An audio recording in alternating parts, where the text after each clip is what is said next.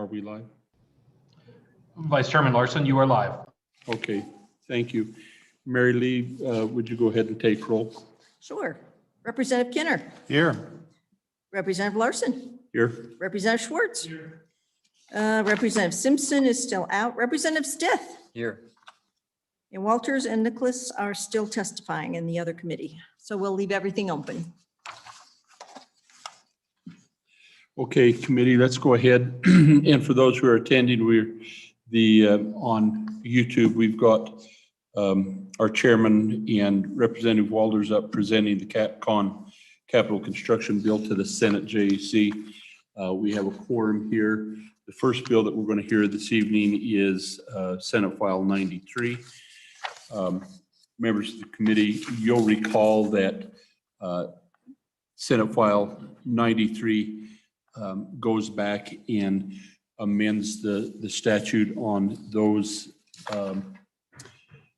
postgraduate degrees that are required that a student pay back their reimburse their WICHE payments if they don't return to the state. That had been amended a number of years ago, and the only one left out was the veterinary students. And so we're going to make that applicable to all of them.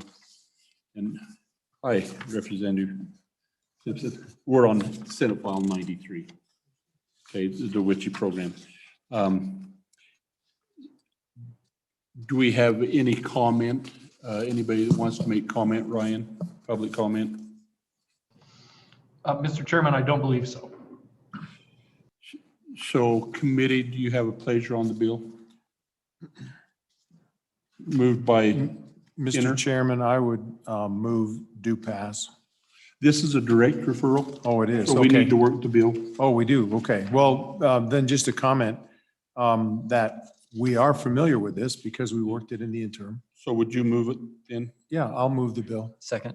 And we have a second by Sith. Okay, Representative Kinner, thank you. Thank you. I'm sorry. I'm like a racehorse ready to go. I'm sorry, Mr. Vice Chairman. Sorry about that.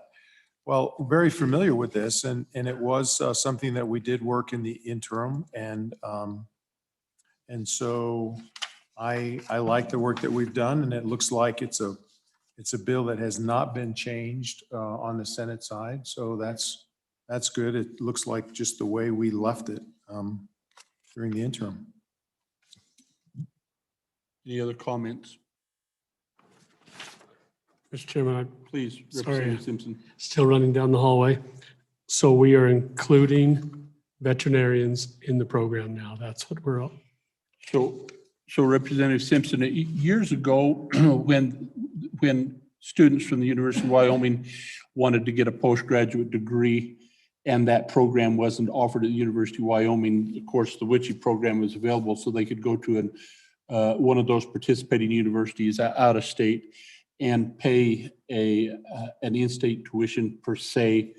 And at the time, they weren't required to pay any of that back. They could stay out of state in practice or come back to Wyoming and practice, and there just was no requirement. A number of years ago, the legislature changed that, and they said that you would not be required to make that repayment if you came back and practiced in Wyoming, but if you stayed out of the state, then you'd be required to pay that. And the only profession that was not included in that movement was the veterinarians. And so we're just going to make them comply the same as the others have to. Representative Schwartz. thank you, Mr. Vice Chairman. And I just would like to note that there is no fiscal note, that it's indeterminable how much money will be spent, because obviously they don't know how many students will apply Or graduate, or graduate or where they'll go. or where they'll go. Correct. And certain other variables that we probably haven't thought of. Mr. Vice Chairman. Representative Kinner, please. Thank you, Mr. Vice Chairman. One thing that I would like to point out on page 3, section 3, the one thing that I really do like is that it says this act does not affect any agreement entered into before the effective date of this act. So in other words, students that are already enrolled in the plan, we're not pulling the rug out from underneath them, as I understand this. And so I'm happy to see that, in that it doesn't affect them. This would certainly affect students that would be entering into the program down the road, but at least not pulling the funding away or penalizing, I guess, those students that are working hard out there in the program right now. So I like that.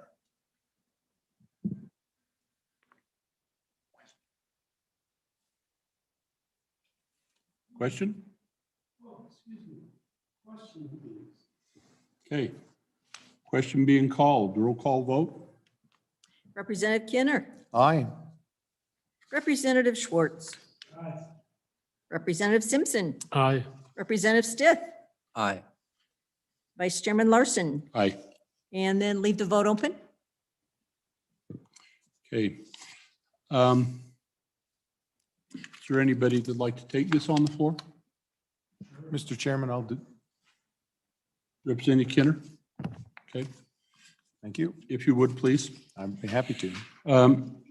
Our next committee, the next bill for our consideration is Senate File 120, Investment of State Non-Permanent Funds. This too was sponsored by Joint Appropriations Committee.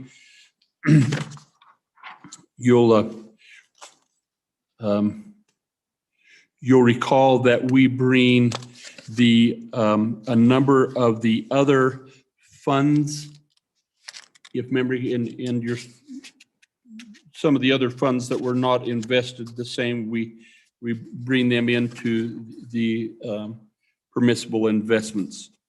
So before we get into the bill a little more, Mary Lee, do we have any, if we could, or Ryan, do we have anybody that may like to make public comment on Senate File 120?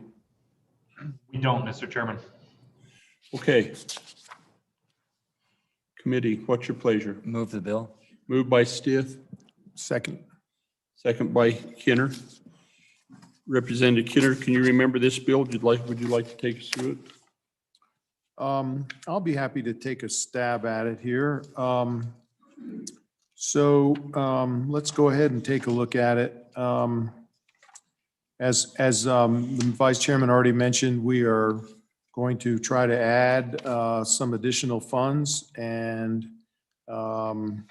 we're taking, actually repealing parts of the folks that could not be included. And so let's take a look through there at some of the folks that we are going to include. On page 2, we see the Wyoming Cultural Trust Fund. And then also on the bottom of page 2, the Wyoming Transportation Enterprise Program. And then we are talking about permissible investments. And of course, we're certainly familiar with those. The Pool A and so on. So we talk about that, permissible investments on page 3. Let's see. And then, let's see, the funds that, following funds shall be invested in Pool A. That would include the State Fair Endowment, the Wyoming Children's Trust Fund, the Wyoming National Guard Youth Challenge Program, the Wyoming Military Assistance Trust, the Wyoming Education Trust Fund, and the Emergency Medical Services. So we're adding those. Those were Yes. previously Yep. not in. Right, Pool A. those others were included already, and we're adding these. And let's see. All right, then it talks about the duties of the state treasurer for the next couple of pages. And then turning it to page 7, we're refreshing and adding some new parts under 94716 State Investment Policy Investment Consultant. And down at the bottom there, we talk about adding the risk profile under subsection E of this section, and then going to that, investing monies of a fund in the account which may be invested in equities, including stock of a corporation. We're trying to make it really clear what we're going to be able to do here. the overall risk profile of the investments, excluding any specific public purpose investment authorized or directed by the legislature, shall not materially exceed the risk profiles. And I think that's a good thing to keep in mind. And then it talks about 70% global equities, and that doesn't mean it has to go up to that, but that's a maximum there, with the 30% domestic fixed income investments. And then talks about the state treasurer's duties once again, and that there would be benchmarks that would be determined by the board. And I like that provision. And then let's see, in section F, the investments will be made with this section, with the policies adopted, satisfy the provisions of law, which require funds to be invested in the manner to obtain the highest and net return consistent with preservation of principle. And so that's certainly something out there in the investment world that's used quite often and good to refer to. And let's see. Then we get into some of the funds that are also in there.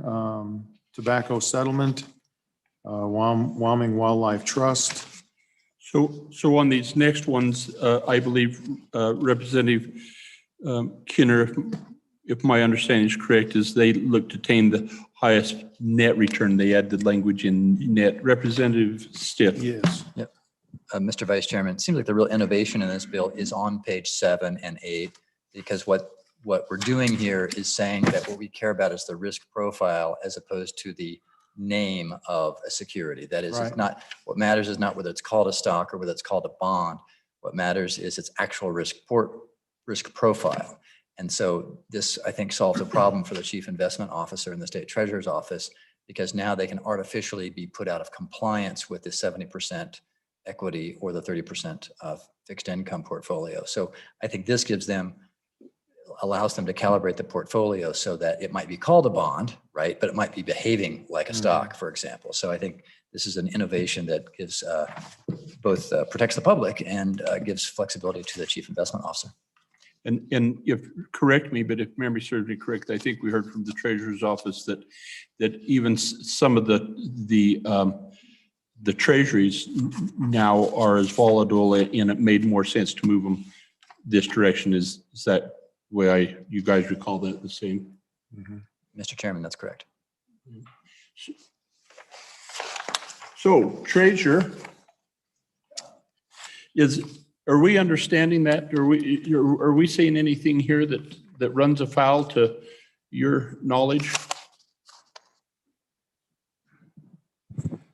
No, Mr. Chairman, I think that was a good synopsis of it. I actually have our asset allocation recommendations here with me, and we're going to invite all of you guys to the asset allocation presentation for SLIB. You're all welcome. It'll be either in person or Zoom. And we set up these allocations with the understanding or the hope that the 70-30 reference portfolio would move forward. And it has the hard work of the Investment Funds Committee, specifically Donald Patterney and Tom Chapman and Patrick Fleming have put together. I think most of their motions have passed, and not quite 1%. I think it might be in that 85 or 90 basis points that in the PMTF. And we kept well under the maximum amount of risk that was allowed. And we didn't, there was one guy that says, let's go to 12 right now, but he did not prevail. We basically kept to our guns and inched it up a little bit, but we didn't go to the max. And it should provide, we hope, well over 120 to 30 million more dollars in our permanent funds. Perfect. Thank you. So Thank you for that. And if you see us running astray here as we finish this bill, just please correct us. Oh, I'm Okay. sure you guys will be right on track. So Representative Kinner, do you want to walk us through the remainder of the bill? Great job, by the way. Absolutely. So let's continue on the bottom of page 8. We see the tobacco settlement fund. I'm glad that State Treasurer was here to kind of keep us on track. Also, that's very helpful. Then on page 9, the Wyoming Wildlife Natural Resource Trust. Then we go over to page 11, the Wyoming Children's Trust Fund and Income Account. The bottom of page 11, the Wyoming National Guard Youth Challenge Program Endowment Account. Then let's see, on page 12, the Wyoming Military Assistance Trust Fund. On page 13, the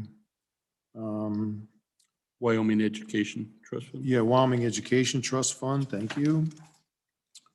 And let's see, on page 14, Wyoming Public Television Matching Program. And then on page 15, the Game and Fish Fund. Moving on to page 16, the Emergency Medical Services Sustainability Trust Account. And then down at the bottom, we see the, let's see, what is that?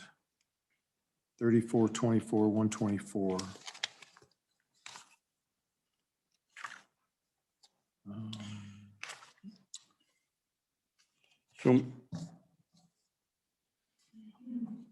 So committee and Representative Kinner, if I may go back to Chairman or Treasurer Meyer for a question. Great. But it sticks in my recollection of this, Treasurer Meyer, that in this pool of funds, these are a pool of funds that these various trusts needed to have somewhat liquid and couldn't be long-term investments. And so the rate of return had been a little perhaps softer than what you would like. And this is allowing you to still provide that liquidity, but yet perhaps have a little more flexibility in providing a higher return. Is that a fair synopsis? And I think you're talking about Pool A there, aren't you? Yep. Yeah. And, it allows for quite a little bit better return than bonds. Essentially what we did in a lot of areas is that we did take some of the bonds away and put it into, private credit or other instruments that you lose a little bit of the liquidity, but there's still plenty of liquidity left over to handle everything. And we just inched it up a little bit. We're way under the bogey of 70-30 in Pool A. Yeah. Okay, thank you. Thank you, Representative Kinner. Yeah, and so let's see, I think that takes us to the last page.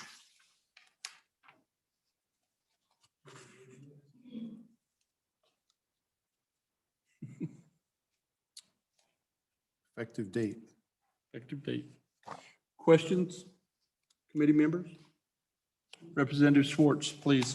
Yeah, I was in the process of looking something up, but on page 12 in reference to the Youth Challenge Program, 50% of the, if you go to line 10, and it's existing language, 50% goes to the endowment account, and 50% goes to, in accordance with subsection B, which is an anomaly for, compared to all the others. So I was about to look and see what that did, because I don't know. But I bet the treasurer doesn't know either. Yeah, you're right.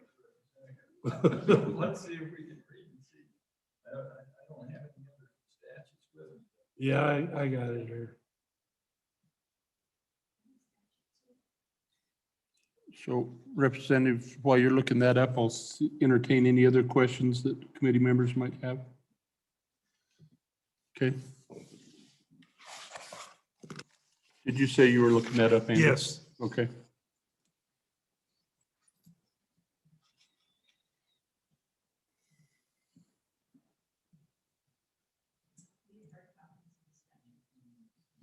Mr. Chairman.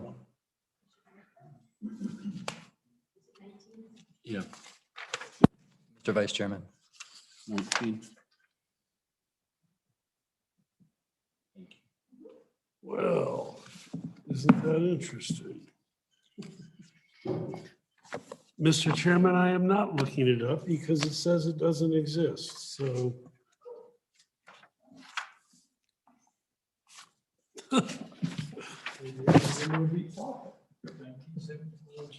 No, I'm looking at 19-7-207B. 19-7-207B. I'm gonna just look, hang on. I'm just gonna try something else. Here we go.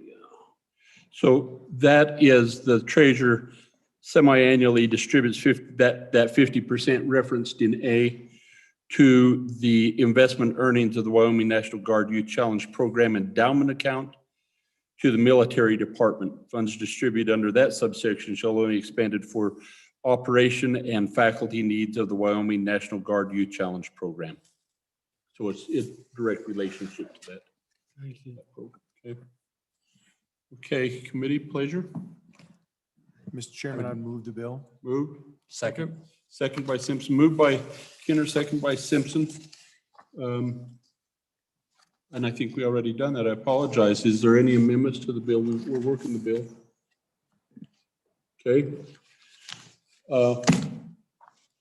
Question being called? Question. We're question on 120, the investment of state non-permanent funds. Mary Lee, if you'd take the roll, please. Certainly. Representative Kinner, Aye. Representative Schwartz, Aye. Representative Simpson, Aye. Representative Stith, Aye. Representative Walters. Aye. Chairman Nicholas. Vice Chairman Larson. Aye. All ayes. Thank you. Mr. Chairman, we're glad to have you and Representative Walters here. We feel more secure. We were getting a little scared. If the lights would have gone off, we'd have started to cry. So we went through Senate File 93, the WICHE program. We just finished up 120 and was preparing to move to Senate File 9, if that's okay. And so this, do we have anybody, Ryan, here from the Transportation Committee? Mr. Chairman, I've got Director Reiner from YDOT who wishes to address the committee on this bill, but I don't know if any of you have had a chance to read this bill, but this is a bill that allows for moving expenses when a state officer or employee is transferred within the state for permanent duty, and gives some discretion to A&I to pay the amount not to exceed it, an amount determined by the Department of A&I. Is those of you that read it, am I reading that accurately, Representative Walters? You're shaking your head. So, Ryan, do we have anybody here that can provide any public comment on the bill? Vice Chairman Larson, I've just admitted Director Reiner from YDOT, but there's, and we also do have one representative from Department of A&I, but they're just here to answer questions should the committee have. Say that again, please, Mary Lee. Just moved in Director Reiner from YDOT, but it takes a minute.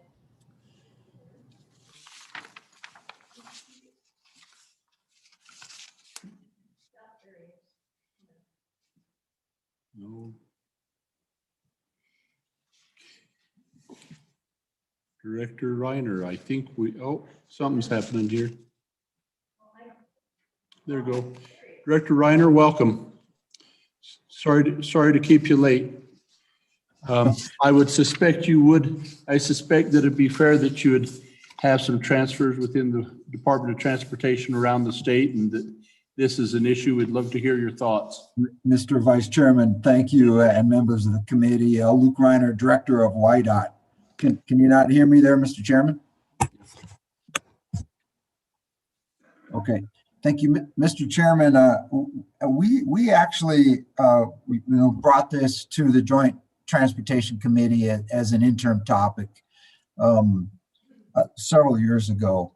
And the issue for us has been this. The current statute is clear that says when an employing agency or when an employing agency shall pay the actual expenses of moving when a transfer is made of a state officer or employee at the request of and for the benefit of the state of Wyoming.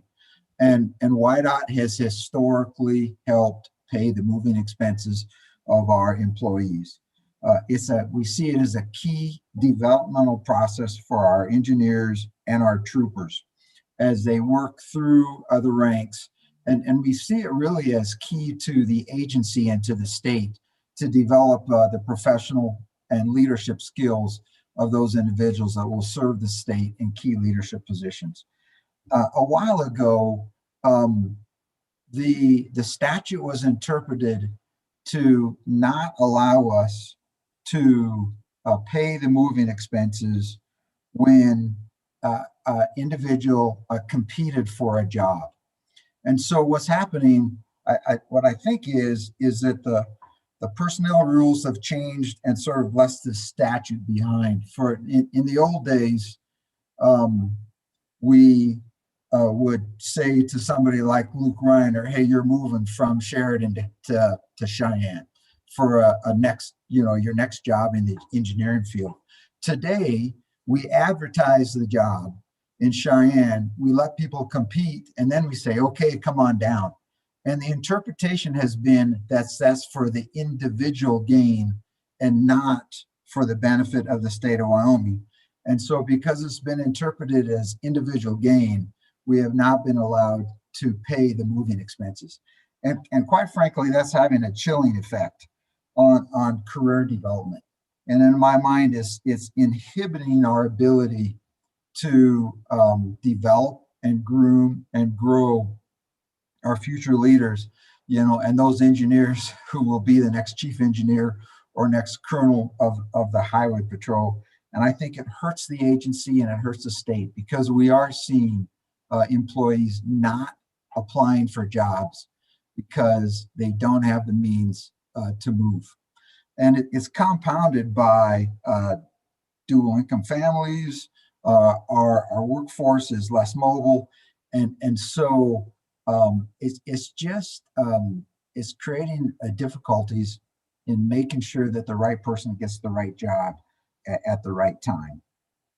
And Mr. Vice Chairman, that is simply the issue that's trying to be solved here. What this bill does is, and Mr. Chairman, I probably should just ask here is, I'm happy to walk you through the bill, but if you don't want me to, I won't. So Director Reiner, if we could, Representative Simpson has a question. Maybe we could, Representative Simpson. Thank you, Mr. Chairman. Director Reiner, I'm fully supportive of what you're doing here. It makes sense to me that when you have good people in one office and they want to advance and move to a different office, it makes sense to keep them and to support them that way. So I think you've accomplished what you wanted to do on page 1, but I'm a little concerned about a word on page 2, line 4. When we're talking about it again, when the transfer is made as a requirement, I'm almost afraid that that word requirement throws you back into the old category. I sure would like to have seen that word requirement out of there in order to really make sure that we're talking about a good, solid employee transferring to another good, solid position. Does that concern anyone else? Representative Simpson, for me, I don't know that I'm understanding your point. Okay, Director Reiner, do you have the bill in front of you? Mr. Vice Chair and Representative Simpson, let me talk you through that. Representative Simpson, what you see there on the statute used to just be paragraph A, and everything in the black letters is basically what used to be in the statute, which said you shall pay the moving expenses. when the transfer is made at the request and for the benefit of the state of Wyoming. So as we worked this during the interim, what we ended up with was 2 paragraphs, and both of those paragraphs are on page 2. The first paragraph in Bowleg's I basically keeps the old language that says, if you make the transfer for the benefit of the state of Wyoming as a requirement of your employment, the state shall pay the actual expenses. So that's basically the old language. Then what it adds is Bowleg's 2 that says, at the discretion of the director of an agency, i.e. me, you may pay an amount not to exceed an amount set by the Department of Administration and Information through policy. And then you drop down a little bit further in the paragraph to line 13 through 15 from when it's for recruitment of an officer or employee to a new official station for employment. So that means basically, if we say, hey, listen, we advertise a job, you're picked for it, and we think that's career development, that we may pay the moving allowances. So it keeps the old language, and then it adds this new basically way that we manage personnel. And so we were very happy with this language, and we thought it did exactly what we wanted, Mr. Vice Chairman and Representative Stimson. Mr. Chairman. Please. So I understand Roman numeral number 2. It's very clear. That's if you have a brand new hire. If you hire him out of Fort Collins, you're going to pay for his moving expenses up to Cheyenne. But on Roman numeral I, Director, am I confused on the word requirement on line 4? Because it's not a requirement of employment. If he applies for a new job opening and he's selected, it's not a requirement for his employment, is he? If he's volunteering to move to another position, that's what you wanted to open the door for, correct? Mr. Vice Chairman, Representative Stimson, actually, when you apply for a job and basically volunteer to move, that will be covered on line 14 in Bowleg's 2, where it says, so it either covers the recruitment, or then you get to the middle of the line 14, or employee to a new official station for employment. So that would be the concept of a current employee going to a new official station. Thank you, Mr. Chairman. I'm straightened around. Thank you. Yep, thank you. Any other questions? Director Reiner, when you provide that, when you move somebody, then is that attributed back as income? Does that show on their W-2, or do you guys, how does that work? Is that a benefit? Mr. Vice Chairman, to the best of my knowledge, that is correct. It is shown as income. As income on their annual statement. Their W-2 would reflect the cost of that move. Mr. Vice Chairman, to the best of my knowledge, that is correct. Okay.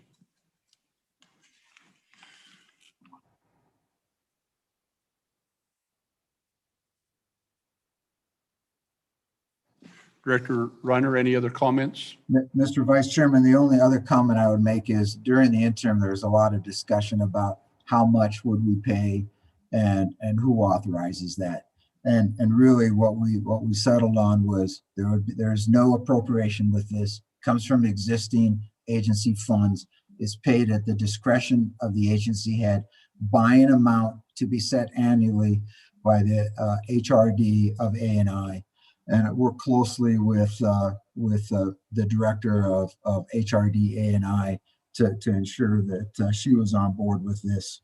I believe she is here if you have questions tonight, but that's really what we settled on. There is some discussion of putting an exact amount in there, but we know it changes every year. And so we thought it best to set up by policy through our human resources department at the administration of admin and information. Mr. Vice Chairman, that would really finish my comments unless you have further questions. Okay. Committee, any other comments? What's your pleasure? I think we asked, he was the only one here. Didn't we ask if there's any other comments? If not, I'll ask again, or if I didn't, I'll ask. Ryan, do we have anybody else in the waiting room? Vice Chairman Larson, there's no other hands raised, but we do, I just wanted to emphasize, we do have a member, Erin Williams from A&I, should the committee have any questions for her. Thank you. Committee? Move the bill. Moved by Walters, Second. second by Kinner. Kind of a short bill. We've gone through it. Any changes that anybody'd like to make? Question on the bill? Mary Lee, roll call. Representative Kinner, Aye. Representative Schwartz, Representative Simpson, Aye. Representative Stiff, Aye. Representative Walters, Chairman Nicholas, Vice Chairman Larson. Aye. Andy, All could we ayes. ask you to take this bill? Okay, and then, oh, that's probably right, joint transportation.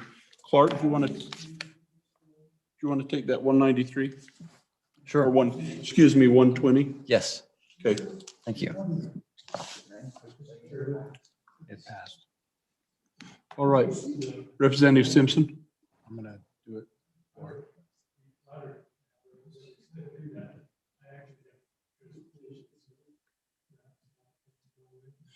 Well, so transportation will take the last one we've done. The one I was going to give to Clark is I didn't assign that last one on the investments. Okay. So, Mr. Chairman, do you want me to take this one on the floor then? the moving expenses will be handled probably by Chairman Burkhart's committee. Oh, okay. Okay, Mr. Chairman, we're going to pass the baton to you and let you, we've got our substitute bill for 244.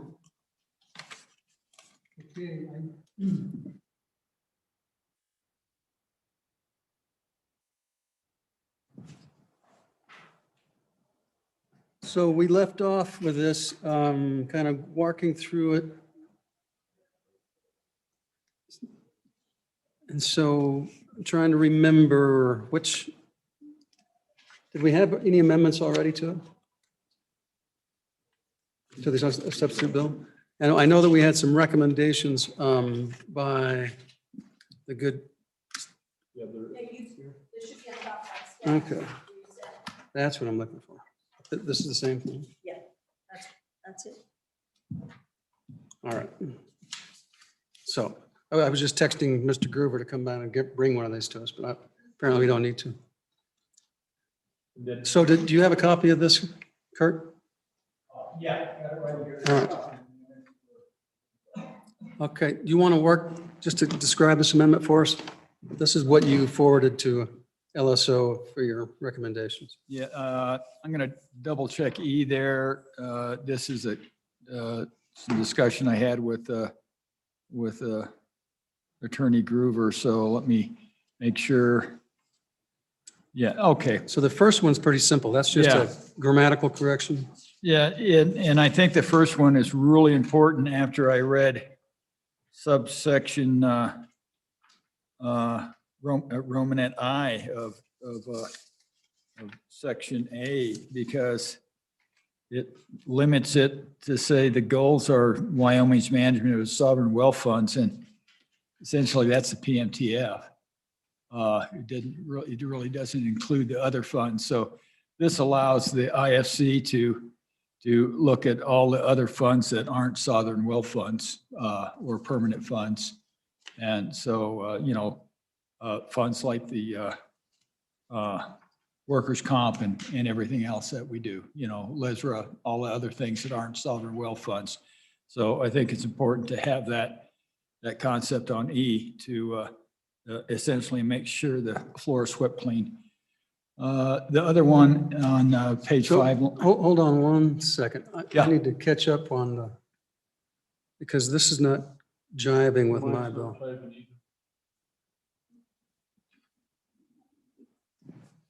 So do we have I'm looking at the substitute X, but the lines aren't lining up. It isn't tracking, page 4, line 18, or Well, page I'm 3? back on page 3, line 20. I don't have a 20. little A. And I think that it was with, it was a different draft. But I penciled these into the draft from yesterday. And for some reason, this looks different than the draft that we were working from yesterday. So I'm inclined to get my drafts. Staff attorneys, Mr. Mr. Chairman, to Mr. Chairman, get Go that. ahead. it does look like There's Dave. the page 4, line 17, and then page 4 after line 18, that tracks in okay, but page 3, line 20, for some reason, isn't tracking in.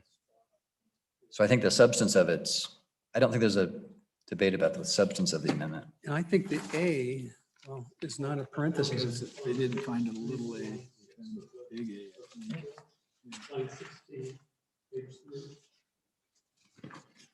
Yeah, that's it.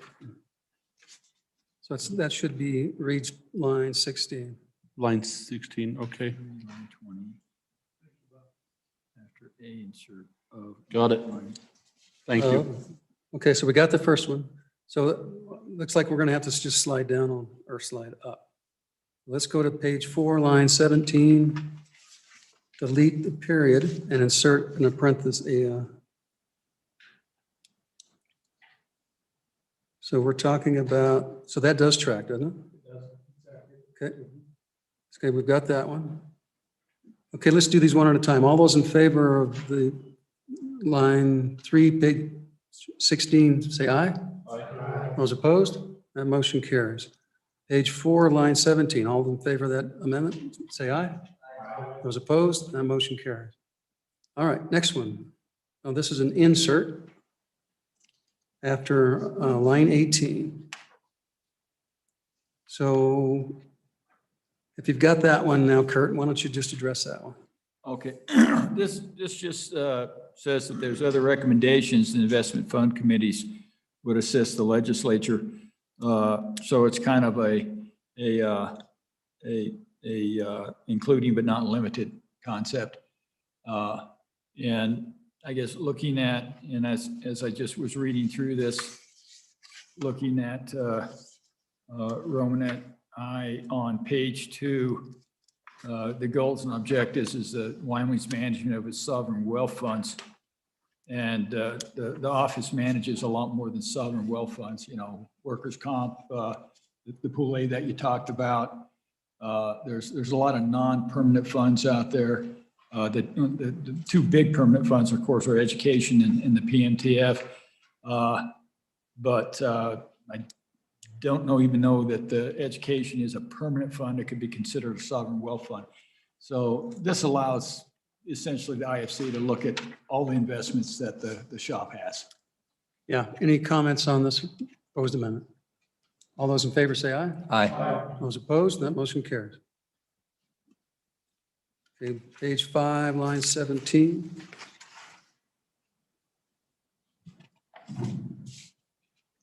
So the first part of that is just inserting a period or a quotation period. After 9(4), so 20, insert period, okay. So it's ending the sentence, right?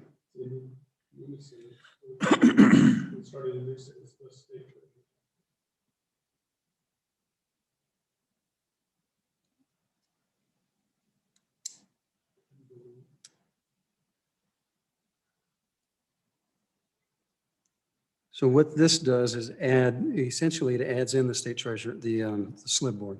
And yeah, specifically, and the SLIB board. And it's through by its their members. which includes the governor.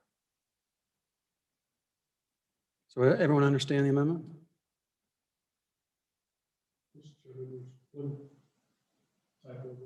We've got 2 ands in now. We included an and in the sentence. We left an and on line 17.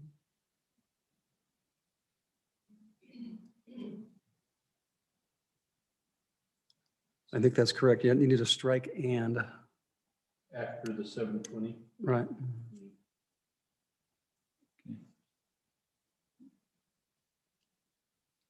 So I'm curious. If you put a period then,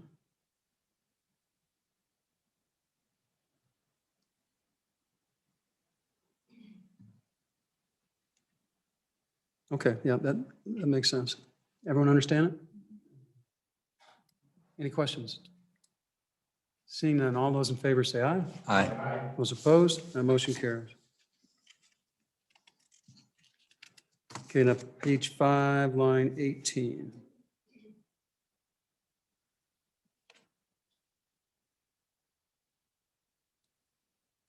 So you're deleting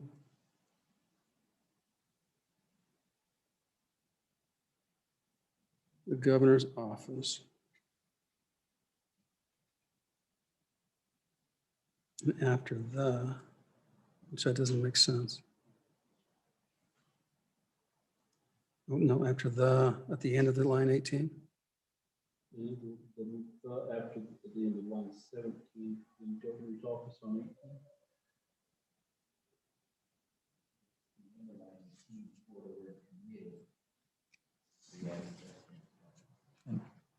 Mr. Chairman,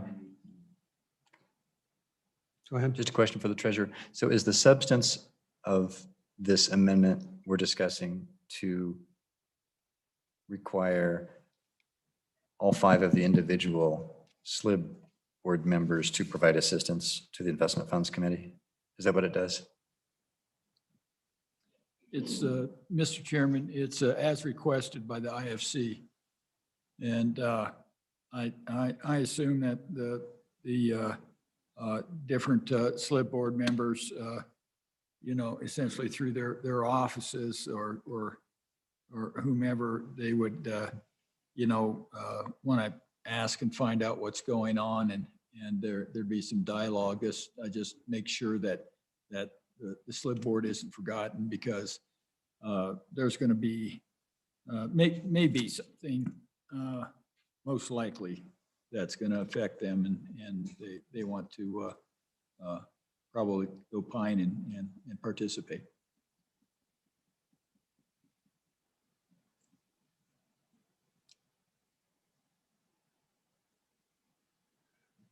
So the only difference that we're making on this is on line 17, we were adding delete the, right?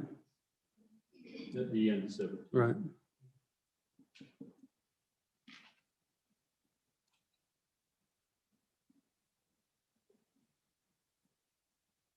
And so it reads,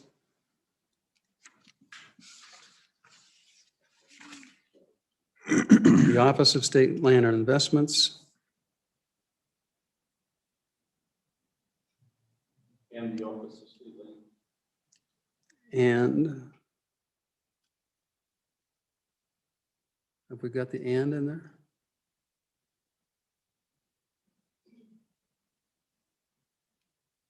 Yeah, and the office. No, we don't. Mr. Chairman, Or go ahead. I think it's just the Office of State Land. Mr. Chairman?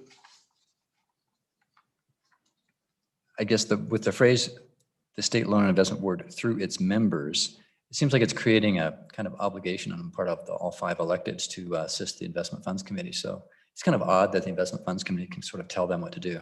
Just a little odd the way it's constructed. I mean, obviously, the goal here, I think, is that there be good communication between them all. But I find the construction a bit strange.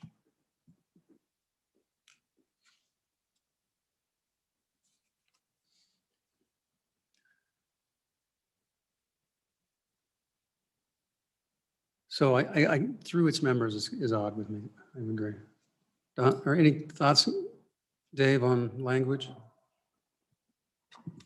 Mr. Chairman, I'd just say that's the treasurer's office language. And honestly, the reason it was not drafted that way before is it's kind of strange separation of powers issue to tell an elected official that they shall cooperate in a legislative study, which is why we talked about the governor's office, the state treasurer's office, as opposed to individual elected officials. It, if you like, you could change it to the State Loan and Investment Board as a group, as opposed to elected officials will do, what have you. But I don't have, exact language to change it. Well, Treasurer, would you have a problem with changing the shall to may? No, no problem at all, Mr. Chairman. So I think that's first where we should start. So all those in favor of that, say aye. Aye. Those opposed, motion carries. And then on the draft amendment, I would suggest that we just say the State Loan Investment Board. And we could say or its members, I mean, however they want to do it. Because if you say the board, theoretically, they have to take some type of informal or formal action. Dave? Mr. Chair, my first question is, the may, do you want that to apply to whatever you come up with as far as elected officials? Or do you want that to also apply to the Office of State Lands and Investment and the State Treasurer's Office? Or do you want to direct those entities to have to assist the Investment Funds Committee? So I think it needs to be a shall for the Treasurer's Office because that's what their function is. Mhm.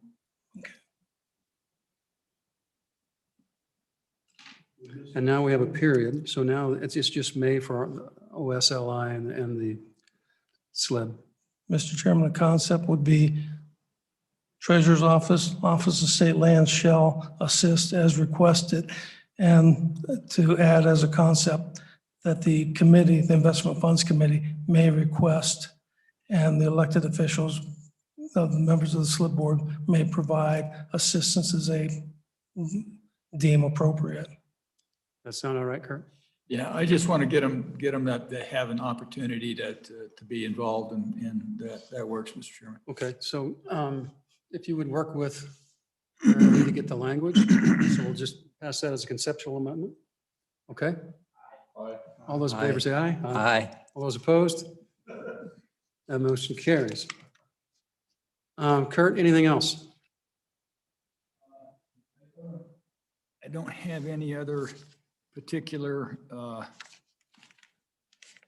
guess, amendments. There may be some as it goes through the process and we look a little closer at different things. I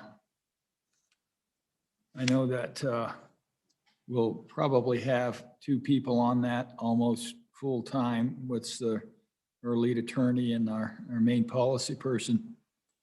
And it's, we already got full plates, guys, because we got all the RFPs that we're doing and everything else that's moving through the process. So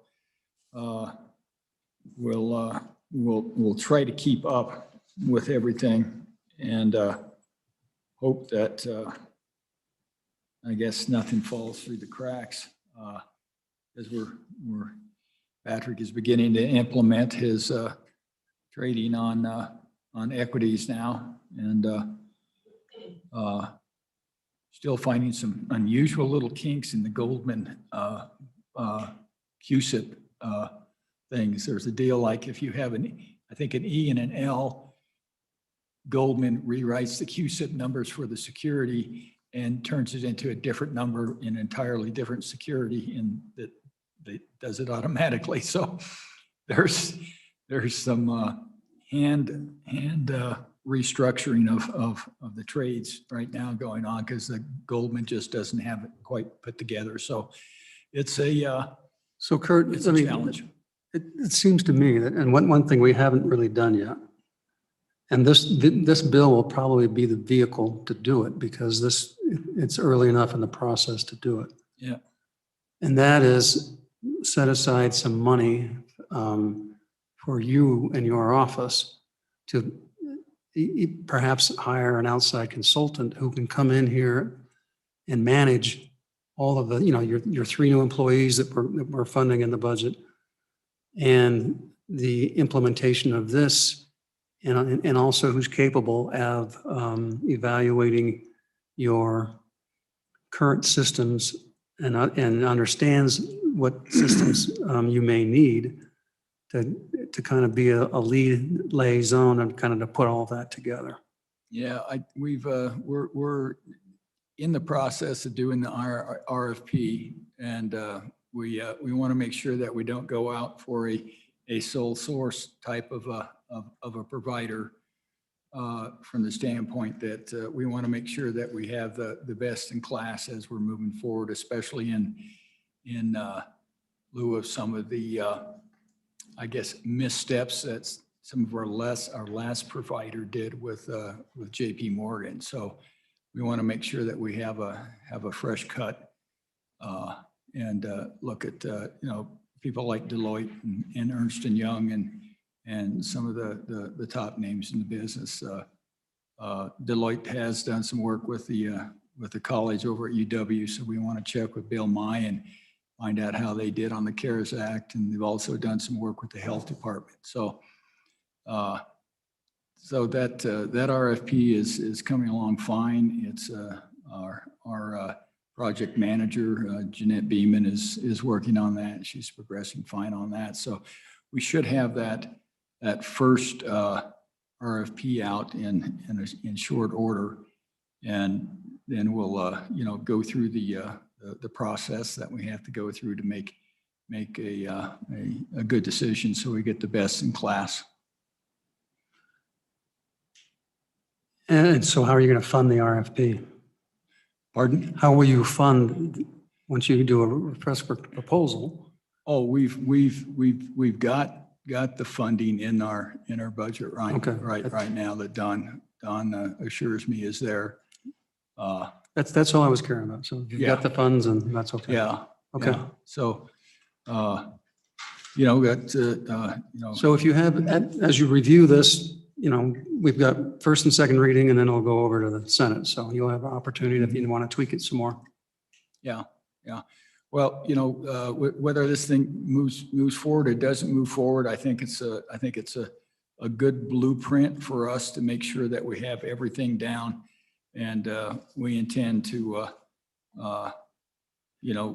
do this one way or the other, Mr. Chairman, to make sure that we have the information that's needed to make the best decisions, because it's going to be a tough cat to skin. And so we want to make sure that we do it the right way. Okay. Any further questions for the treasurer?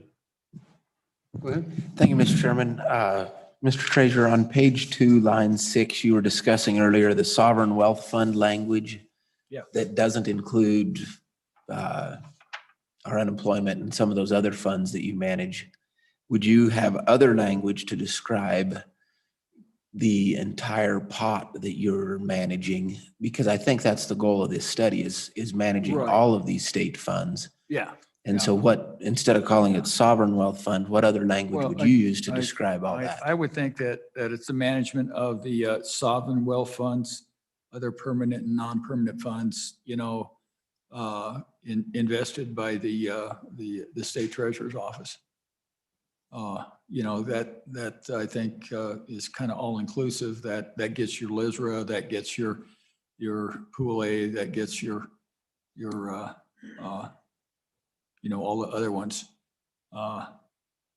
If you want to limit it to sovereign wealth funds, the treasurer's office is welcome to invest all the other ones. That's fine with us, but I think that the study probably should include everything. Mr. Chairman, Thank you. Go ahead. So given that we don't have a definition of sovereign wealth funds here in the bill, does it satisfy everybody if we add the words both permanent and non-permanent? Does that cover the waterfront? I mean, to me, sovereign wealth funds sounds like everything, because if it's a fund, if it's money owned by a government, it is sovereign wealth. But if we want to say, so that there's no misunderstanding, would it make sense? I guess I would move the amendment, So the amendment would be to bring Wyoming's management of its sovereign wealth funds comma, both permanent. and other permanent and non-permanent funds. Yes, that works, Mr. Chairman. After funds, insert and other permanent and non-permanent funds into the top tier of this. Mr. Chairman, I probably should have left that alone. I had a whole big job to do if I was just looking at the sovereign wealth funds as a lot of people describe them. It wouldn't be this field anymore. It would be in each field, right?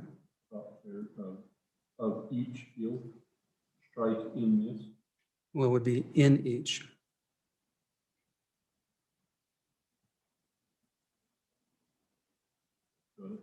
That sound right?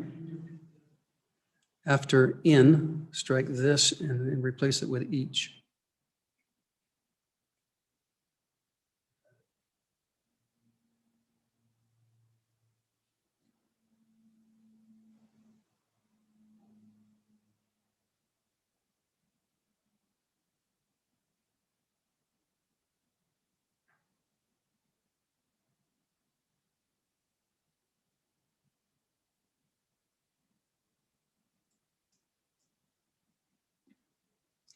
And then you probably need to finish making that sentence complete. So are receiving the best possible value for its, right? Or these, yeah. Key public resources. Okay.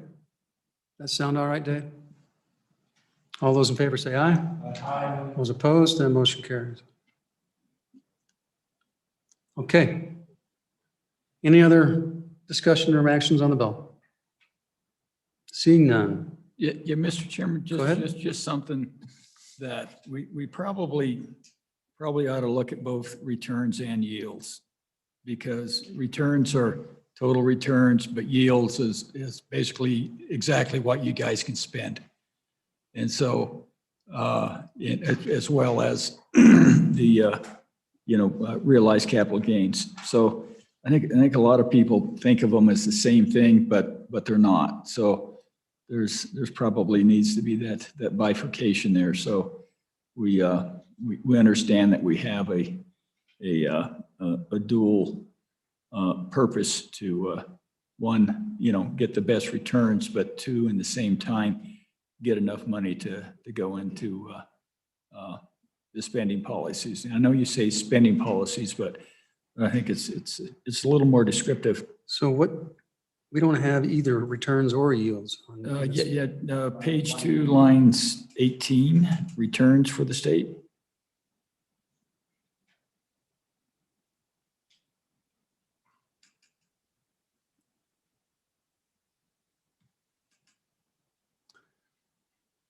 So I think we just need to think about that. Yeah, well, think about it, but Because you'll returns. see in our asset allocations. I think returns is a combination of yields and. Yeah, you'll see in our asset allocation presentation, you'll see the returns, and on the bottom of it, you'll actually see what the spendable cash is, in the different areas. Well, and. Yeah. I mean, it's in terms of what the yields are, or in other words, how much cash we have to use for operations of government. That's really our function.